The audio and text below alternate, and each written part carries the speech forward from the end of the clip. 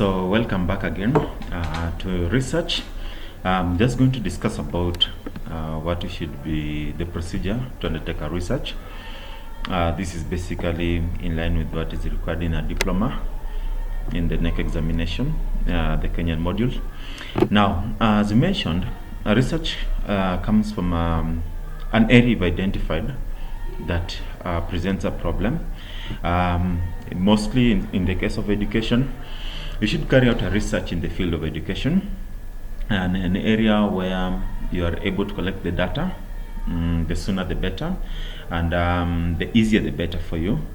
Now, it is also supposed to be very easy, cost effective. You must also consider time in all the aspects of the research you're going to do. Consider time as a factor. Then you also have to consider accessibility of the people, the correspondents, the interviewees. Very, very important that you must consider that. The interviewees must be enriched, and then the methodology of collecting data is also very important. So I'll just take us through what you're supposed to do for a simple research project, which is mandated for us in the NEC examination. We have what we call the preliminary pages, which in most cases you develop them at the end of the project. Once you've completed everything, you come up and develop the preliminary pages. The first page you've got to have is what we call the title page. The title page in most cases is just the topic of study. You talk about maybe the university or the college where you are in and the like. Then we have the declaration. The declaration is in essence you're just declaring that is the original work. It has not been presented in any university or any college whatsoever, and it is your true original work, and nobody has presented it in any university or college. And in most cases it's very important because of one aspect we call plagiarism, whereby you'll be held liable in case it's a plagiarized document. Then after that we've got the dedication, and the dedication is basically you can dedicate your work to anybody. You dedicate your work to somebody that you value so much. You can dedicate your work to a parent, husband, child, wife, anybody. Then you've got the acknowledgement. The acknowledgement is in essence the people who helped you through your research. You have to acknowledge your supervisors. You acknowledge maybe your college principal, anybody who helped you. It's basically a page on its own. Then you've got the table of content. Remember the table of content, the preliminary pages are normally done in Roman numbers, and then the other pages are normally have in 1, 2, 3 until the very last page. Then we have the abstract. The abstract in essence is a summary. It's a one-page summary of everything that you've done in the course of that research. So again, the abstract has to come extremely at the end of your work. The abstract is a summary. What is your title about? What is the justification for your project? Who's the project supposed to benefit? How did you collect data? That's the research design. How did you analyze?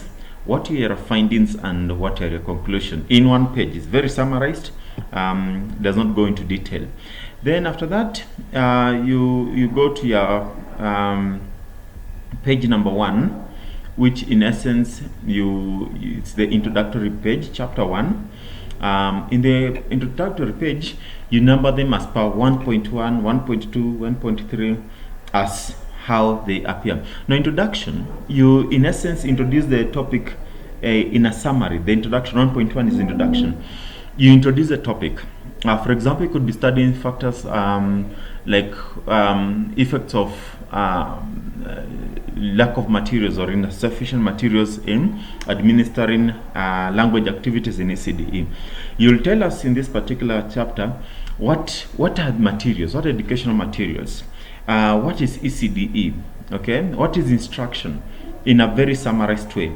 Then In most cases at our level, it's about a page, 2 pages or so, but at diploma level, it shouldn't go beyond a page. And then you've got the statement of the problem, 1.2. So in the statement of the problem, you highlight to us what the problem is. It's a concise description of the nature of knowledge to be sought out, the gaps in the existing that need to be filled.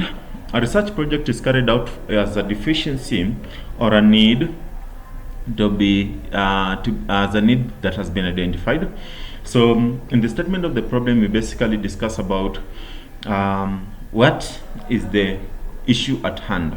You could be discussing about issues of nutrition. You could be discussing about lack of materials. You could be discussing about poor teaching methodology. You could be discussing about inadequate facilities. You could be discussing about curriculum. You could be discussing about effects of COVID disease on educational consistency, educational acquisition, So there you tell us what is the problem. Then you go to the objectives. The objectives are what this researcher wants to achieve. It's the general aim of the study. The objectives are the specific tasks to be carried out in order to achieve a research goal. Key research questions or hypotheses may be stated in this particular subsection, but in essence, an objective is what does the researcher want to achieve. In most cases, objectives must be what we call SMART. They must be specific, they must be measurable, they must be achievable, then they must be realistic, and then they must be within a particular time frame. Objectives must start with the word we call the key STEM words. You must use STEM words like to find out, to investigate, to determine, to inquire into. Those are measurable terms. Those are realistic terms that you'll use in your objective. Then the next 1.4 is about justification of the project. Remember, all this is still in chapter 1. Justification of the proposed research.